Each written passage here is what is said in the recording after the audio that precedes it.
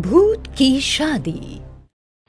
शहर से कोसों मील दूर शमशान घाट, जिसका नाम सुनते ही हर इंसान की रूह कांप जाए। रात में तो क्या, दिन में भी इंसान वहां से ना जा पाए। उसी शमशान घाट में अकेला बैठा एक भूत जब लोगों की शादियां होती देखता तो मन में अक्सर सोचने लगता, मैं भी कितना भागा हूँ, तुम्हारे मन में ही मौत का शिकार हो गया। मैं अपनी प्रेमिका से मिल तक ना पाया और उसके भाई ने मुझे जान से मार डाला। कैसी होगी मेरी कंचन?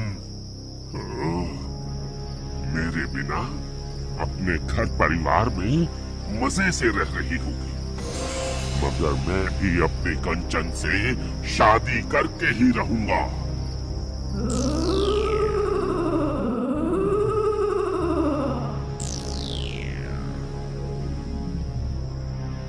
कंचन, हो कंचन, जागो, मैं आया हूँ। कौन है यहाँ? अरे, अपने पुराने प्रेमी को भूल गई?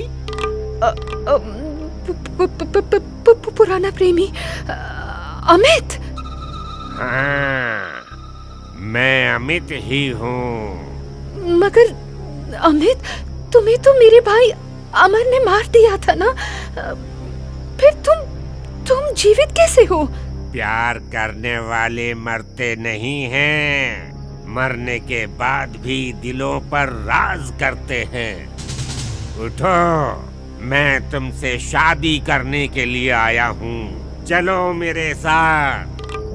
देखो अमित, अब तुम मर चुके हो, दुनिया छोड़ चुके हो, अब तुम भूत बन गए हो और वैसे भी अब मेरी शादी किसी और से होने वाली है, इसलिए मेरा ख्याल अपने दिल से निकाल लो। क्या कहा?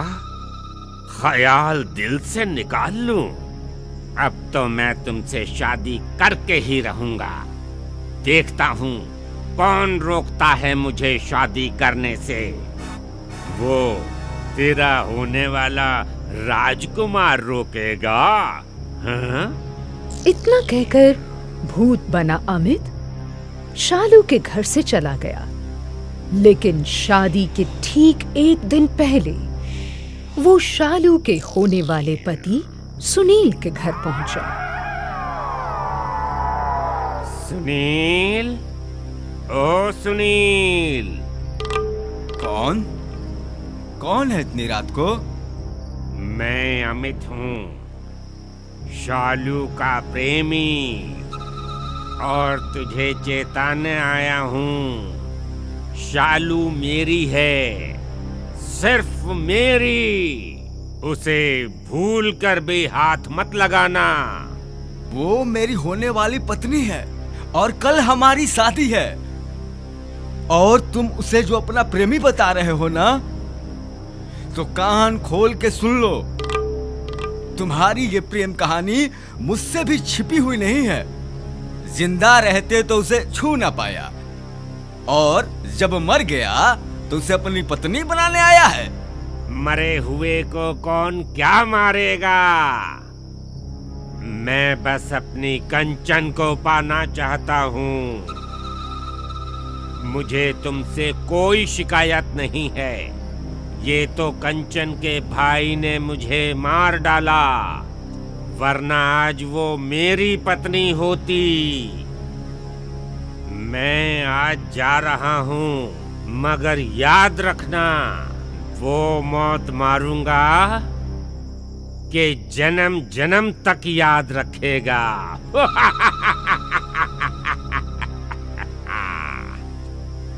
अगले दिन जब कंचन की बारात आई, वो दुल्हन बनी शादी के मंडप में सज धज कर बैठी।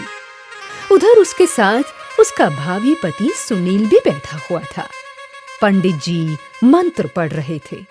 सब कुछ ठीक चल रहा था कि अचानक कहीं से बहुत तेज आंधी चलनी शुरू हो गई। पूजा का सामान इधर उधर बिखर गया। मंडप में जलती हुई वो पवित्र आग भी बुझ गई। शिव शिव शिव शिव शिव। मंडप की आग का इस तरह बुझ जाना बड़ा ही भयानक अपशकुन है। पंडित जी, ये सगुन अपशगुन कुछ नहीं होता। आप मंत्र पढ़ना जारी रखें। आंधी तूफान तो आते ही रहते हैं, क्या इनकी वजह से हम शादी टाल दें? चलिए मंत्र पढ़ना शुरू कीजिए। पंडित जी मंत्र पढ़ना शुरू करते हैं और कहते हैं, ओम, अब वर वधू की मांग में सिंदूर भरे। पंडित जी की आज्ञा मानकर सुनील जैसे ही सिंदूर की डब्बी में हाथ डालता है कि उसमें से खून निकलने लगता है।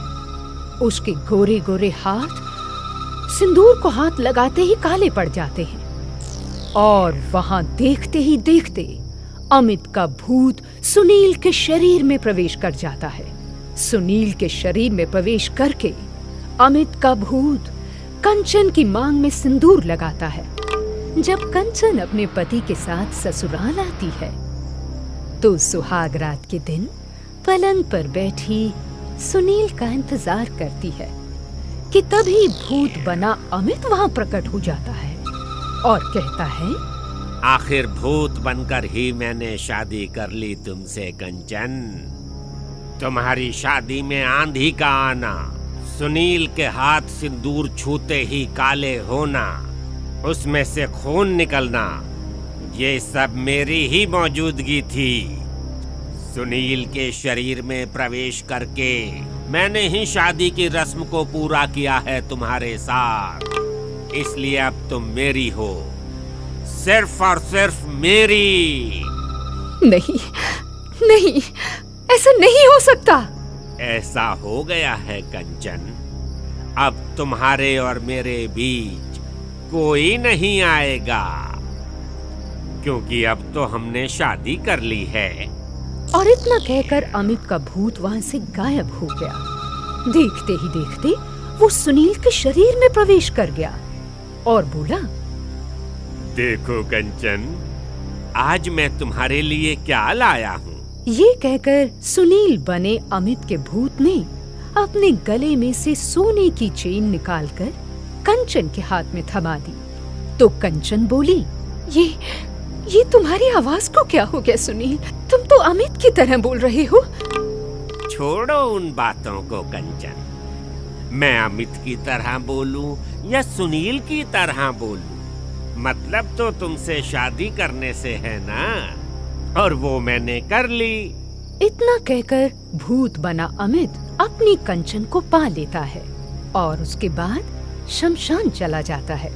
ठीक 9 महीने के बाद कंचन का एक बच्चा पैदा हुआ जो कि लंबे बालों वाला और नुकीले दांतों वाला था, क्योंकि वो भूत का बेटा था। बेटा पैदा होते ही अमित का भूत वापस कंचन के पास गया और उससे कहने लगा, ये मेरा बच्चा है कंचन, ये बहुत खतरनाक है, ये तुम्हें छोड़कर सबको मार देगा। और वाकई उस भूत के बच्चे ने कंचन को छोड़कर कंचन के भाई को, कंचन के पति को एक साथ मार डाला। और इसके बाद अमित अपनी पत्नी कंचन और अपने बच्चे को लेकर शमशान आ गया। वहां पहुंचकर उसने अपनी पत्नी कंचन को मानव योनि से मुक्ति दिलाकर भूत बना दिया और फिर हमेशा के लिए कंचन, अमित और उनका बच्चा शमशान में सुख से रहने लगे।